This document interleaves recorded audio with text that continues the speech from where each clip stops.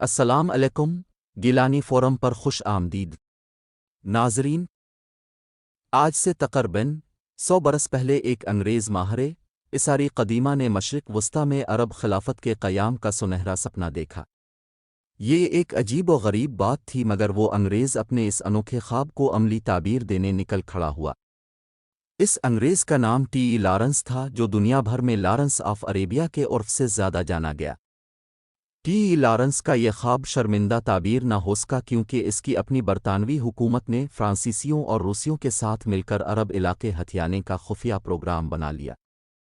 یوں مشرق وسطی میں مصر سے لے کر ایران تک پھیلی وہ عرب خلافت مارزی وجود میں نہ آ سکی جس کا خاکہ کرنل لارنس نے تخلیق کیا۔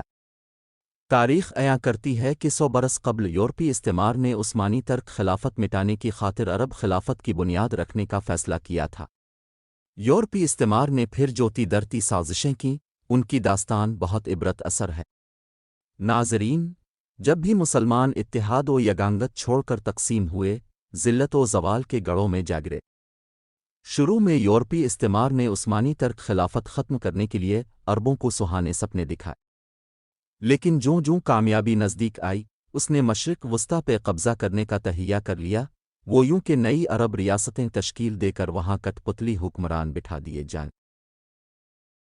1888 میں برطانوی علاقے ویلس میں پیدا ہونے والا ناجائز بچہ تھامس ایڈورڈ لارنس بالحاظ پیشہ ماہر اثر قدیمہ تھا۔ چھوٹا ہی تھا کہ تاریخی عمارات دیکھنے ذوق و شوق سے جانے لگا۔ 1909 میں 21 سالہ لارنس تنہا شام پہنچا اور وہاں اثر قدیمہ کا مطالعہ کرتا رہا۔ تاریخ میں گریجویشن کرنے کے بعد وہ 1910 سے 14 تک لبنان، شام، مصر اور عراق میں اثر قدیمہ پر مصروفی تحقیق رہا۔ اس دوران لارنس نے عربی زبان سیکھی، نیز عرب قبائل کی روایات، معاشرت اور تاریخ سے آشنا ہوا۔ جنوری 1914 میں لارنس عارضی طور پر برطانوی فوج کا جاسوس بن گیا۔ فوج نے اس سے موجودہ اسرائیل میں واقع صحرائے النقب نیگیو کا سروے کرایا۔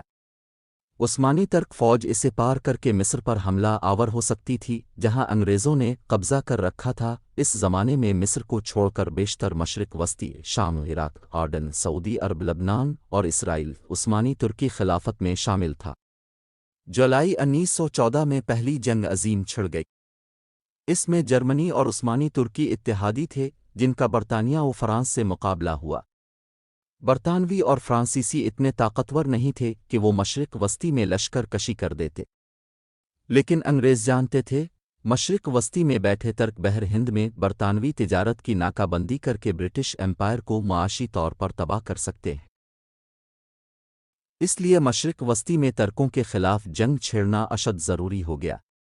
مگر کس طرح؟ اس مسئلے کا حل مشرق وسطی میں موجود عرب سٹوں نے نکالا۔ یہ اصطلاح ان عیسائی دانشوروں اور ادبا کے لیے استعمال ہوتی ہے جنہوں نے مغربی استعمار کی آشیرواد سے مشرق وسطی میں 19ویں صدی کے دوران عرب قوم پرستی کی بنیاد رکھی۔ اس تحریک کے ذریعے مختلف ہتھ کنڈوں سے عربوں کو ترکوں کے خلاف ابھارا گیا۔ مگر یہ حقیقت ہے، عثمانی ترک حکومت کی ناانصافیوں نے بھی عرب قوم پرستی کو پنپنے میں مدد دی۔ 20ویں صدی کے آغاز تک یہ تحریک جڑ پکڑ چکی تھی۔ چنانچہ برطانیہ اور فرانس نے طے کیا کہ عرب قبائل کو عثمانی ترکی کے خلاف بغاوت پر آمادہ کیا جائے۔ لیکن پھر یہ سوال پیدا ہوا کہ وہ کس طرح؟ لارنس آف عربیہ ہی نے اس کٹھن سوال کا جواب دیا۔ ٹی لارنس 4 برس مشرق وسطی میں گزارنے کی وجہ سے عرب قبائل کی اقدار و روایات کے بارے میں خاصی معلومات رکھتا تھا۔ اسی خصوصیت کے باعث جنوری 15 میں الف سے بحیثیت جاسوس فارن آفس میں بھرتی کر لیا گیا۔ تب برطانیہ کا یہی سرکاری ادارہ دنیا بھر میں برطانوی سلطنت کے مفادات کی دیکھ بھال کرتا تھا۔ اس کی پہلی تعیناتی فارن آفس کی قاہرہ شاخ میں ہوئی۔ یہ قاہرہ شاخ ہی ہے جہاں 15 میں لارنس اور دیگر برطانوی مدبریہ نظریہ سامنے لائے کہ کسی عرب سردار کو خلافت بنانے کا لالچ دیا جائے۔ ایسی عرب خلافت جو تقریباً پورے مشرق وسطی پہ محیط ہو۔ یوں وہ شان و شوکت اور طاقت میں عباسی خلافت کی ہمسر بن جاتی، جو اپنے وقت میں دنیا کی سپر پاور تھی۔ درج بالا نظریے کے سلسلے میں ٹی لارنس ہی نے ایک مبسوط مقالہ لکھا اور اس میں عرب قبائل کی تاریخ، قبائلی اختلافات، تہذیب و معاشرت اور اطوار تفصیل سے بیان کیے۔ مقالے میں لارنس نے لکھا، مشرق وسطی کے سنی عرب قبائل کو متحد کر کے وہاں ایسی خلافت کا قیام ممکن ہے جو طاقت و حشمت میں عباسی خلافت کے ہم پلو بن جائے۔ برطانوی حکومت نے فوراً اس عرب خلافت کے قیام کی تجویز منظور کر لی۔ چنانچہ اب مشرق وسطی میں ایسے طاقتور عرب سردار کی تلاش شروع ہوئی جو بغاوت کا سرغنہ بن سکے۔ انگریزوں کی نظریں شریف مکہ حسین بن علی پر جا کر ٹھہر گئیں۔ حسین بن علی خادم حرمین شریفین کی حیثیت سے عرب قبائل میں شہرت رکھتا تھا۔ مزید برآں پہلے ہی اس کے دل میں شاہ حجاز بننے کی تمنا سمائی ہوئی تھی۔ اس کی جا طلب خواہشات سے انگریزوں نے فائدہ اٹھایا اور پرکشش ترغیبات دے کر اسے عثمانی ترکی کے خلاف بغاوت کرنے پر آمادہ کر لیا۔ یہ جولائی 1916 کی بات ہے۔ اکتوبر 1916 میں ٹی ایس لارنس کو حجاز بھجوایا گیا تاکہ وہ حسین بن علی کی فوج کے ساتھ مل کر عثمانی ترکوں کی چوکیوں پہ حملے شروع کر سکے۔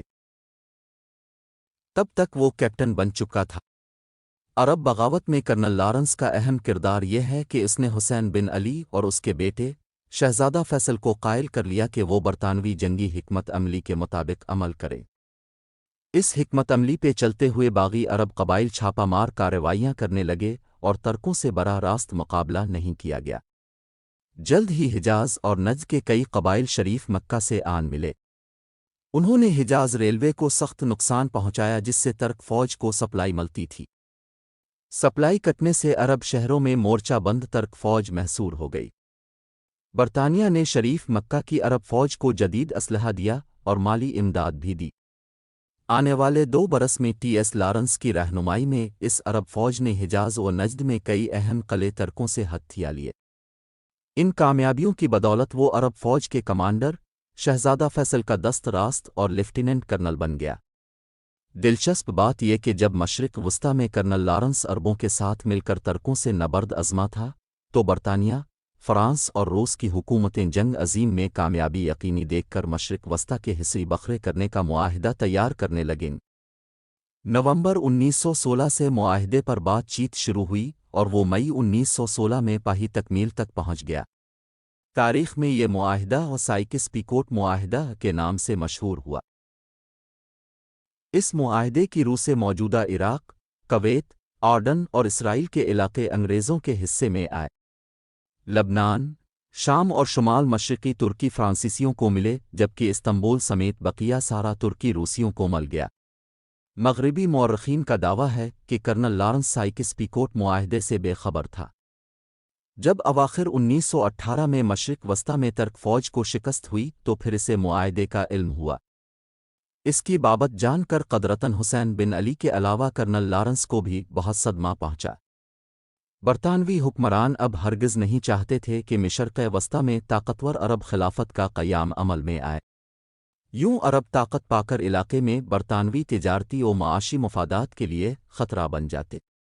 مغربی طاقتیں مشرق وسطی میں چھوٹی عرب ریاستیں قائم کرنا چاہتی تھیں تاکہ عرب طاقت تقسیم ہے کر کمزور ہو جائے۔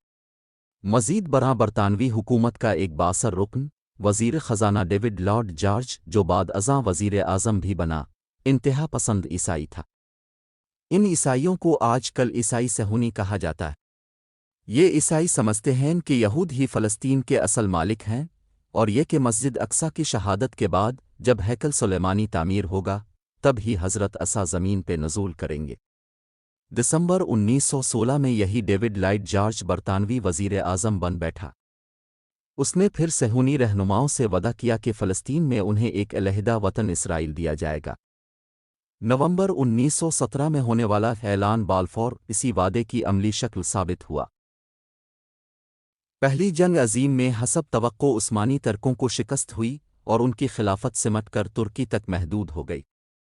اگر مصطفیٰ کمال پاشا کی قیادت میں ترک فوج انگریزوں اور یونانیوں کو مار نہ بھگاتی تو آج کا ترکی شاید کہیں چھوٹا اور کٹا پھٹا ہوتا۔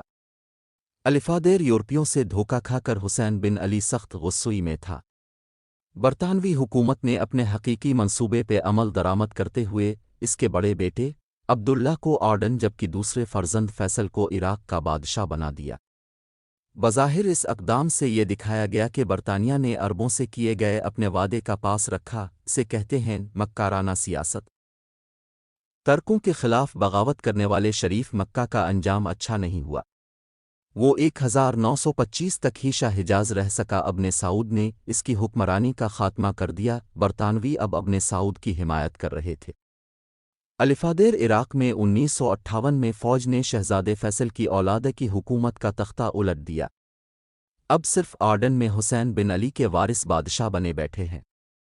پچھلے 100 برس میں یہ بنیادی تبدیلی بھی آئی کہ اب مشرق وسطی میں جاری گریٹ گیم میں سلطنت نالشیہ کی جگہ ریاست ہائے متحدہ امریکہ لے چکا ہے۔ 5.25 فٹ کا پست قامت کرنل ٹی ای لارنس پراسرار شخصیت کا مالک تھا۔ مغربی مورخین کا دعویٰ ہے کہ وہ عربوں کا حامی تھا۔ اسی کی سعی سے عرب آزاد ہوئے۔ اس نظریے کو اصل تقویت لارنس کی اب بیتی سے ملی۔ بتایا جاتا ہے اکتوبر 1918 میں برطانوی شاہ جارج پنجم خدمات کے باعث کرنل لارنس کو سر کا خطاب دینا چاہا، مگر عربوں سے دھوکے بازی کرنے پر لارنس اپنی حکومت سے خوش نہیں تھا۔ اس نے سر کا خطاب لینے سے انکار کر دیا۔ یہ واقعہ دلیل ہے کہ وہ دل سے عربوں کا خیر خواہ تھا۔ لیکن اسی کرنل لارنس نے دسمبر 1918 میں صہیونی رہنما ڈاکٹر ہائم وی زمان، جو پہلے اسرائیلی صدر بنے، اور شہزادہ فیصل کی لندن میں ملاقات کرائی۔ مدعا یہ تھا کہ مستقبل کے فلسطین میں صہیونیوں کے حقوق کو تحفظ دیا جا سکے۔ ڈاکٹر وی زمان نے شہزادے کو یقین دلایا فلسطین میں یہودی امن و امان سے رہیں گے، اور یہ کہ فلسطین میں مقیم ہونے والے 40-50 لاکھ یہودی فلسطین عربوں سے کوئی تعرض نہیں کریں گے۔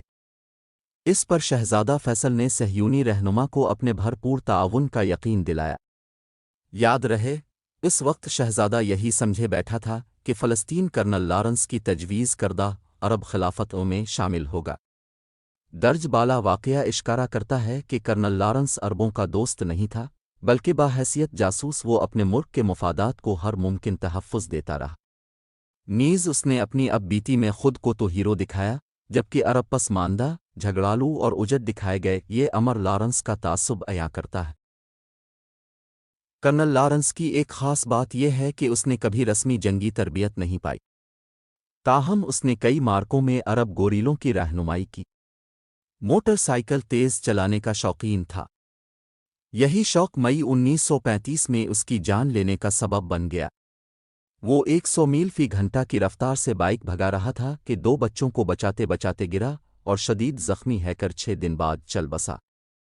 ناظرین، یہ تھی برطانوی جاسوس لارنس کی کہانی، جس نے تنہا وہ کام کر دکھایا جس کے لیے ہزاروں کی فوج کم پڑ رہی تھی۔